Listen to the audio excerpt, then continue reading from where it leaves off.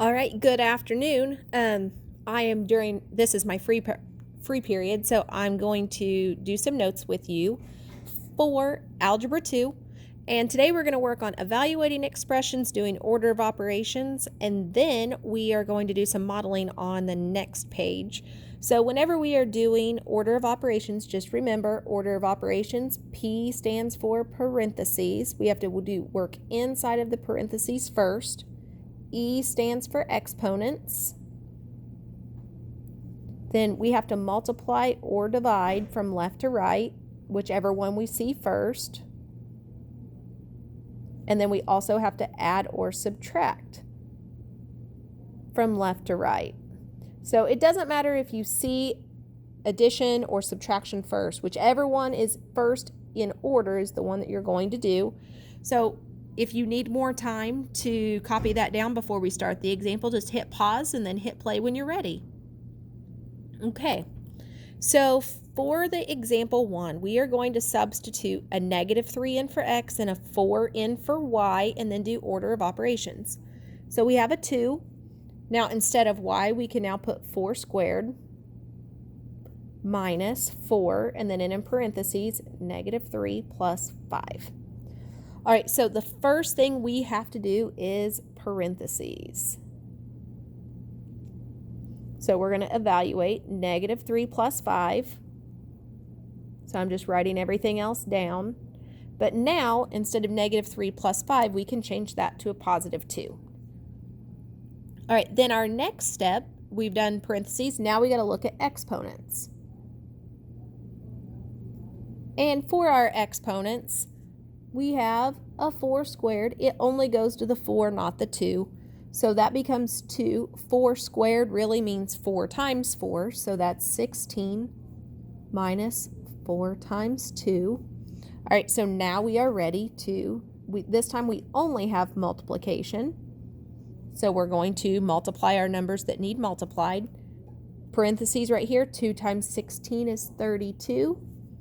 Right here, 4 times 2 gives us 8. And then we're only left with subtraction. So then we're going to subtract 32 minus 8 to get an answer of 24. So we're following order of operations there. So we did parentheses first, right here. Then we did our exponents up there, only attached to that 4, not the 2. All right, then we multiply 2 times 16, 4 times 2, and then our last step, we subtract to get our answer of 24. Now, we're going to do this again with A is 2 and B is -5. So we have a negative here. All right, now we're going to talk about that for just a second. You see that negative just comes down. This is a -5. So we have 2 negatives, and I'll explain what to do with that in just a second. All right, then we have 3 times 2 plus 6. So A is 2, B is -5. All right, so we have nothing to do inside of the parentheses here. So we're going to do exponents. All right, in the exponents here, the first one is not included. If it had been included, we would have put it in the parentheses. It would have been in parentheses. So we are only squaring this -5. So I'm going to bring this negative sign down. -5 squared means -5 times -5. 2 negatives become a +25. And then I have my 3 times 2 plus 6. So I took care of exponents. Now the next step is to multiply or divide, which in this case we only have multiplication. So we have -25 plus 6 plus 6. And then our last step is to add, and we always go left to right. So we always go left to right. So our first step, we're going to do -25 plus 6, which is a -19, correct? Plus 6, which equals -13. All right, so we did our order of operations. Now, I want to clarify a little bit about that -b squared there. So when you have a -b squared, that is the number that we can put with b, we just never write it, is -1. So this is really like -1 times b squared. So when we plug in that -5, we can't multiply these numbers together first. We have to do the exponent. So that is why that becomes a positive 25, and then that -1 goes with it.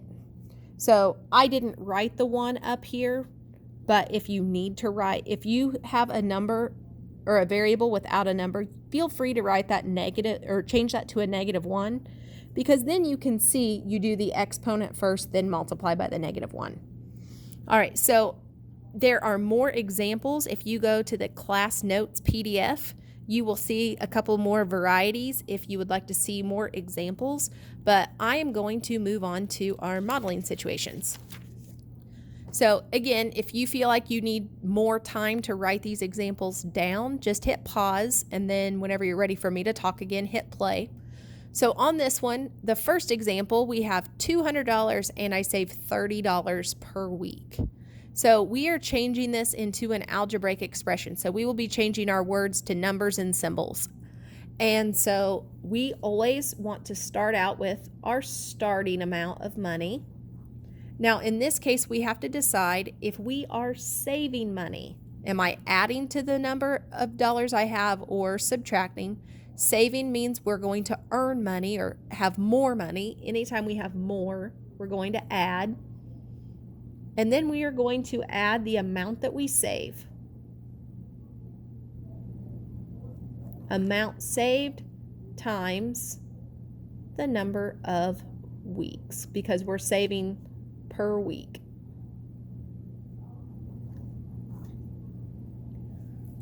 So we have our starting value, and we can look up, we start out with $200. Then our amount saved is $30. Now our number of weeks, we aren't told how many weeks we are.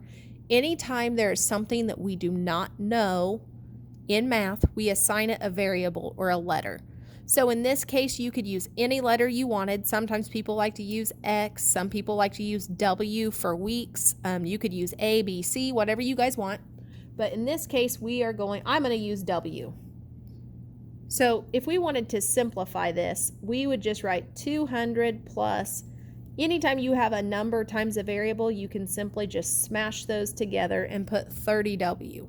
Now, I will tell you, if you guys assign a variable, so I put a letter in, I do expect you to let me know that W represents the number of weeks.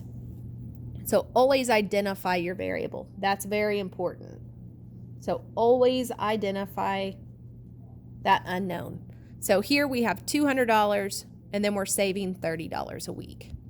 Now for the second example, so slightly different. I have $50 and I spend $3 a day on coffee. I'm going to say, for those of you that don't know me, I am an avid coffee drinker, and that's probably a true statement. All right, so if we are looking at this one, same thing, we always have a starting number. Now, if I'm spending money, that means that my value that I have is getting smaller. So we're going to subtract the amount spent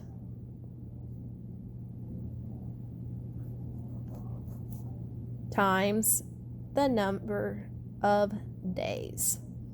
And again, for the word number, I don't care if you write the whole word number of weeks, or if you want to shorten it, number of days, that's totally fine. So on this one, we start out with $50, but this time I'm only subtracting $3 and then times my number of days, and you can choose the variable of choice because we don't know how many days we're doing this for, but I'm going to use D for my number of days. And that's really simple. All you have to do is identify. Once you create a variable, just tell me what it means. So our simplified expression would be 50 times 3D. Now, I will tell you guys, I forgot to box in my answer on the first one. All right, so I will tell you later on in the week, we're going to take this and I might ask you a question like, how many days is it going to be before I go broke? Or on the first example, I might ask you like, how many weeks would I save until I have $500? Different things like that. So we will be talking more about this. Today is just a building block on writing those situations as an algebraic expression. So again, if you need more examples, I did different examples in class. So if you would like to see the examples that I put on the board, that PDF is downloading. If you're having a hard time downloading PDFs, make sure to hit that magnifying glass, and I can show you guys what that looks like on Canvas in just a second. I just don't have Canvas pulled up. All right, so here is my Canvas page. All right, so when you guys go to your class, hopefully you guys are seeing the home page, being able to find everything you need. So for today, the class examples, if you are having a hard time, if you click here and it doesn't load, hit the magnifying glass. The magnifying glass will give it a preview, which is not easy to read at this moment, but you can scroll over on this toolbar and make it full screen. And I don't know why that one is sideways, but if you keep going, these are the examples I did in class. So again, they're similar, just with some different numbers. So it's a great resource to get some extra practice. And then your assignment is right here.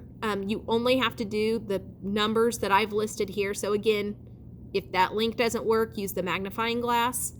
And then I will be giving you a link to submit if I've had some technical difficulties with the new software that I want to use to turn in work. So if I can't get that to work by the end of the day today, I will just have you guys email me your work when you're finished. So just stay posted with this. It's not due until Wednesday, so just stay posted on how I want you to turn this in, and then I will give you further instructions here later on this afternoon or early tomorrow morning. I hope you guys have a great Monday, and I will be talking to you soon, and if you have questions, don't hesitate to email me. See you later.